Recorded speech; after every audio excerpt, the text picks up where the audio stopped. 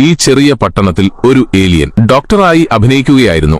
Alien എല്ലാ ദിവസവും പുറത്തിറങ്ങി ഒരു യഥാർത്ഥ ഡോക്ടറെ പോലെ ആളുകളെ ചികിത്സിച്ചു. ആർക്കുമൊന്നും തെറ്റായി തോന്നിയില്ല. ഏലിയൻ മരിച്ചുപോയ ഡോക്ടറെ പോലെ കൃത്യമായി കാണാൻ ഷേപ്പ് ഷിഫ്റ്റിംഗ് ഉപയോഗിച്ചതുകൊണ്ടായിരുന്നു അത്. സാധാരണ മനുഷ്യന്റെ കണ്ണുകൾക്ക് വ്യത്യാസം തിരിച്ചറിയാൻ കഴിഞ്ഞില്ല. ഒരു ദിവസം ഡോക്ടർ തെരുവിൽ നടന്നു വരുമ്പോൾ അവനൊരു കൊച്ചുകുട്ടിയെ കണ്ടുമുട്ടി. ആ കുട്ടിക്ക് അവനെ ഒറ്റനോട്ടത്തിൽ തന്നെ മനസ്സിലായി.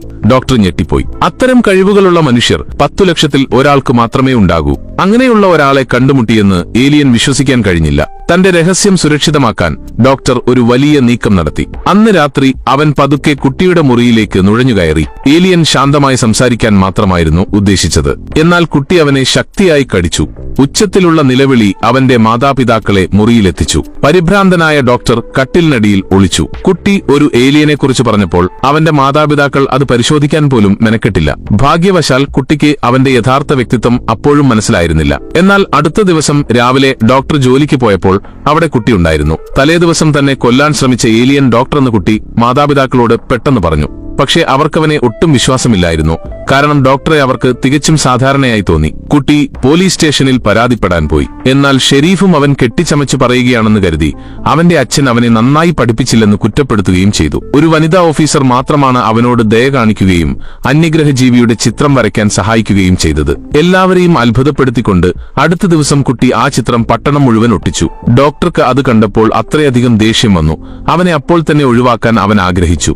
ഏലിയൻ ഒരു വൃത്തികെട്ട തന്ത്രം ഉപയോഗിച്ച് കുട്ടിയുടെ സൈക്കിളിന്റെ ബ്രേക്കുകൾ രഹസ്യമായി മുറിച്ചു. അവൻ പരിശോധിച്ചപ്പോൾ കുട്ടിയുടെ വീടിന് പോകുന്ന വഴിയിൽ ഒരു വലിയ ഇറക്കം കണ്ടിരുന്നു. ബ്രേക്കുകളില്ലാതെ കുട്ടി വീണ് പരിക്കേൽക്കുമെന്ന് അവൻ ഉറപ്പായിരുന്നു. ആ പദ്ധതി വിജയിക്കുകയും ചെയ്തു. അടുത്ത ദിവസം രാവിലെ ഒരു നഴ്സ് കുട്ടിക്ക് അപകടം പറ്റിയെന്ന് പറഞ്ഞു. ഡോക്ടർ പുഞ്ചിരി അടക്കിക്കൊണ്ട് കുട്ടിയുടെ അച്ഛനോട് ധൈര്യമായിരിക്കാൻ പറഞ്ഞു. എന്നാൽ അടുത്ത നിമിഷം ഡോക്ടർ ഞെട്ടിപ്പോയി. കുട്ടിക്ക് ചെറിയ പരിക്ക് മാത്രമേ ഉണ്ടായിരുന്നുള്ളൂ. ഈ കുട്ടിയെ കൊല്ലാൻ അത്ര എളുപ്പമല്ലായിരുന്നു. കുട്ടിയുടെ അച്ഛൻ ശ്രദ്ധിക്കാതിരുന്നപ്പോൾ ഡോക്ടർ പല്ലിറുമ്മി പേടിപ്പിക്കുന്ന മുഖമുണ്ടാക്കി കുട്ടിയെ പേടിപ്പിച്ച് കൊല്ലാൻ ശ്രമിച്ചു. എന്നാൽ കുട്ടിക്ക് ഒട്ടും പേടി തോന്നിയില്ല. അവൻ തിരിച്ചും മറുപടി പറഞ്ഞു. കുട്ടിയുടെ ധൈര്യം കണ്ടപ്പോൾ ഡോക്ടർ അവന്റെ മുറിവിൽ ശക്തിയായി അമർത്തി. എന്നിട്ടും കുട്ടി ശക്തനായി നിന്നു.